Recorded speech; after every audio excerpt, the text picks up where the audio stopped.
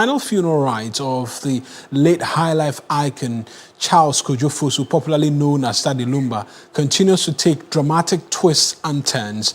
The invocation of the Asantehene's great oath, locally known as Ntamkese, has now cast uncertainty over the set date for the musician's final funeral rites. And guess what? The first hearing was held today at the Menchia Palace. William Evansinkum was there for us.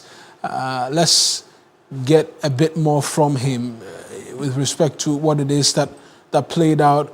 William, can you begin to help us understand this Ntamkese and how it came to become a part of this ongoing dispute between the family and then the first wife, amongst others? Well, so Mauna, one will evoke the Ntamkese for two reasons. One, to seek justice, and then the second one has to also know the truth or get to the bottom of the matter. These factors call for the evocation of the Ntamkese. So, and the Tunapusu, who is the elder sister of the late high life icon Lumba, invoked the Otumfuo Ntamkese, or the great oath, sacred great oath of Otumfuo last Friday, because she was not enthused about the time of events. As far as Lumba's final funeral rites is concerned. And the reason why Menchia sat on the matter this morning, as early as 8, the parties have converged at the Asantehene palace. The Asantehene traditionally is the landlord of the Menchia Palace, and he is sitting as the chair of the traditional judicial council as far as the Otumfuo Ntamkese on this particular matter is concerned. So this morning, the chiefs sat, headed by Asantehene, sat on the matter, and they have advised the family to compromise. I mean, ensure that they are able to resolve the issue among themselves.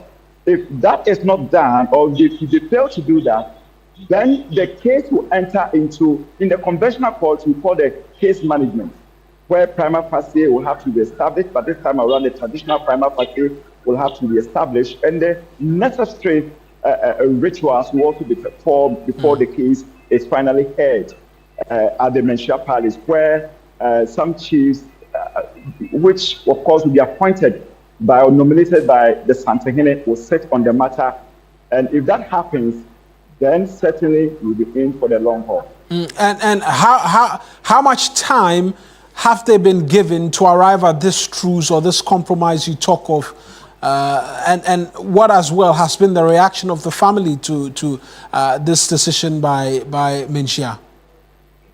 Well, so they have up to Thursday to be able to settle the matter internally and amicably before they face the Asantehene and then of course the other chiefs on Friday. So Friday is not a day for them to be arguing, but a day for them to actually appear before the traditional judicial council and perhaps tell them that we've been able to iron out our differences and we are ready to work together.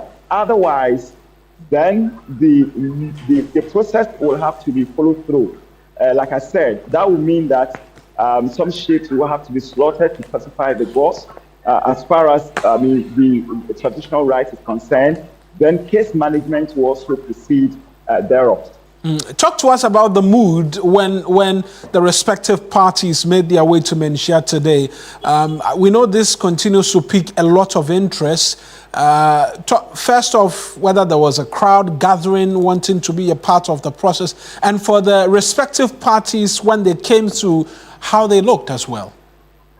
Well, so there were a closer number of people around, but they were controlled. For instance, no media personnel or blogger was allowed to enter the chief's palace. So that one was followed through. Then, of course, for the family, now I can say fielding party. Well, before meeting the judicial council, you could see that difference.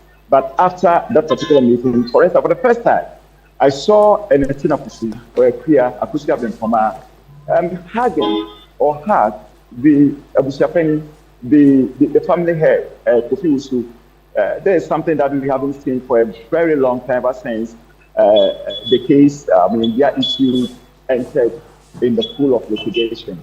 This is the very first time we are seeing them, openly engaged in that kind of friendly act. Well, the assumption is that maybe they are finding their way to an amicable resolution as far as this particular impasse is concerned. Right then, Evans, thank you very much for those details. That's Evans Sinkum, is my colleague in the Ashanti region for us. We'll get a bit more subsequently.